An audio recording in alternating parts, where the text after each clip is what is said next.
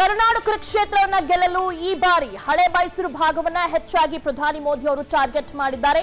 ಮೋದಿ ಮತಬೇಟೆ ಶೀಘ್ರದಲ್ಲೇ ನಡೆಯಲಿದೆ. ಮೈಸೂರು ಭಾಗದಲ್ಲಿ ಪ್ರಧಾನಿ ನರೇಂದ್ರ ಮೋದಿ ಅವರು ಪ್ರಚಾರವನ್ನ ನಡೆಸಲಿದ್ದಾರೆ. ಏಪ್ರಿಲ್ 14 ಮೈಸೂರು ವಿಭಾಗ ಮಟ್ಟದ ಸಮಾವೇಶಕ್ಕೆ ಎಲ್ಲ ರೀತಿಯಾದಂತಹ ತಯಾರಿಗಳು ಕೂಡ ಇದೀಗ ನಡೀತಾ ಇದೆ. ಹಳೆ ಮೈಸೂರು ಭಾಗವನ್ನ ಈ ಬಾರಿ ಪ್ರಧಾನಿ ಮೋದಿ ಅವರು ಟಾರ್ಗೆಟ್ ಮಾಡಿದ್ದಾರೆ. ಹೀಗಾಗಿ ಏಪ್ರಿಲ್ 14ಕ್ಕೆ ಅವರು ಬರ್ತಾರೆ.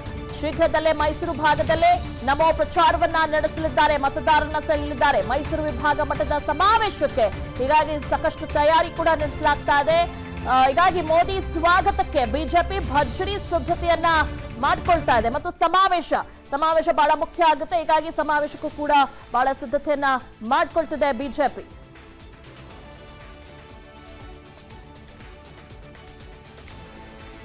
ಸಾಂಸ್ಕೃತಿಕ ನಗರಿ ಮೈಸೂರಿನಲ್ಲಿ ಶಕ್ತಿ ಪ್ರದರ್ಶನಕ್ಕೆ ಎಲ್ಲಾ ರೀತಿಯಾದಂತಹ ಸಿದ್ಧತೆ ನಡೀತಾ ಇದೆ.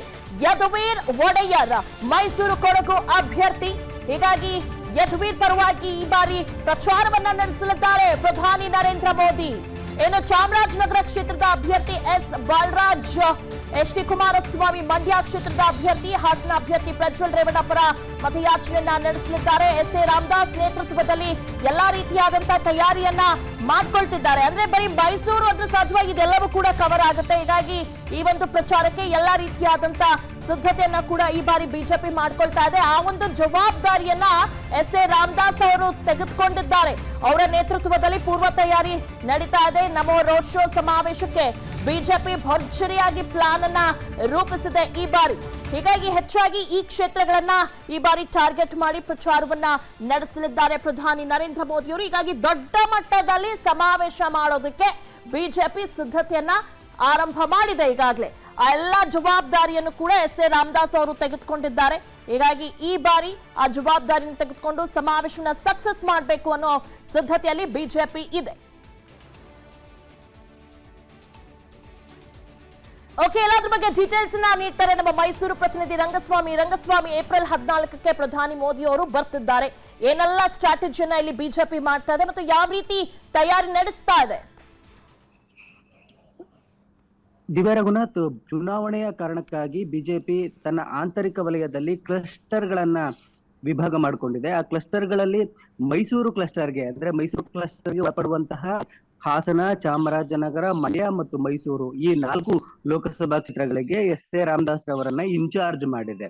ಆ ವಿಭಾಗೀಯ ಪ್ರಮುಖರ ನೇತೃತ್ವದಲ್ಲಿ ಒಂದಷ್ಟು ಸಲಹೆಗಳನ್ನ ಪಡೆದುಕೊಂಡು ಕಾರ್ಯಕ್ರಮಗಳನ್ನು ರೂಪಿಸಲಾಗ್ತಾ ಇದೆ. ಪ್ರಧಾನಿ ನರೇಂದ್ರ ಮೋದಿ ಅವರು ಮೈಸೂರಿಗೆ ಭೇಟಿ ನೀಡುವಂತಹದ್ದು ಖಚಿತವಾಗಿದೆ. ಆದ್ರೆ ಆ ಕಾರ್ಯಕ್ರಮಗಳಲ್ಲಿ ಸಣ್ಣ ಪುಟ್ಟ ಬದಲಾವಣೆಗಳು ಆಗುವಂತಹ ನಿರೀಕ್ಷೆ ಇದೆ. ಅಂದ್ರೆ 2 ಸಮಾವೇಶವನ್ನ ಮಾಡಿ 2 ಕಡೆ ರ್ಯಾಲಿಯನ್ನ ಮಾಡಬೇಕು ಅನ್ನುವಂತಹ ಲೆಕ್ಕಾಚಾರವನ್ನ ಪ್ರಾಥಮಿಕ ಹಂತದಲ್ಲಿ ಬಿಜೆಪಿ ಮಾಡಿತ್ತು. ಆದ್ರೆ ಅಷ್ಟು ಸಮಯವನ್ನ ನರೇಂದ್ರ ಮೋದಿ ಅವರು ಕೊಡ್ತಾರ ಅನ್ನುವಂತಹ ವಿಚಾರಗಳು ಬಂದ ನಂತರದಲ್ಲಿ ಮೈಸೂರಿನಲ್ಲಿ ಸಮವನ್ನ ಮಾಡೋದು ಅನ್ನೋದು ತೀರ್ಮಾನ ಆಗಿದೆ. ಚಾಮರಾಜನಗರ ಅಥವಾ ಮಂಡ್ಯ ಈ 2 ಕಾನ್ಸ್ಟಿಟ್ಯೂನ್ಸಿಗಳಲ್ಲಿ ಒಂದು ರೋಡ್ ಶೋವನ್ನ ಮಾಡಬೇಕು ಅನ್ನುವಂತಹ ಮಾತುಗಳು ಈಗ ಬಿಜೆಪಿಯ ಆಂತರಿಕ ವಲಯದಲ್ಲಿ ಚರ್ಚೆ ಆಗ್ತಾ ಇದೆ.